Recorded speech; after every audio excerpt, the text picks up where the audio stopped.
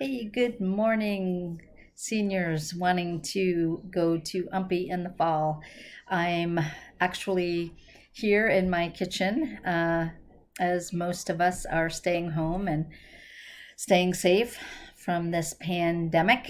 I wanted to reach out to you and give you two dates that the UMPI Director of Admissions, along with some of her staff, are available to do a Zoom meeting with you, um, just to talk about what you might need in the fall. If you have any questions, I think it could be a very informational time spent with them.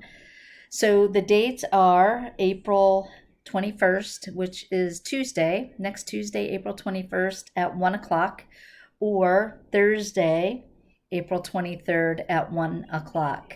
I will be sending out a survey attached with this video to see which day works best for you. I also know that not everybody's going to choose the same day, so we'll probably go with the majority of the people who could do it on a particular day. So I truly hope things are going okay. I hope that you've reached out to your UB advisor. Please know we're here to help you any way that we can.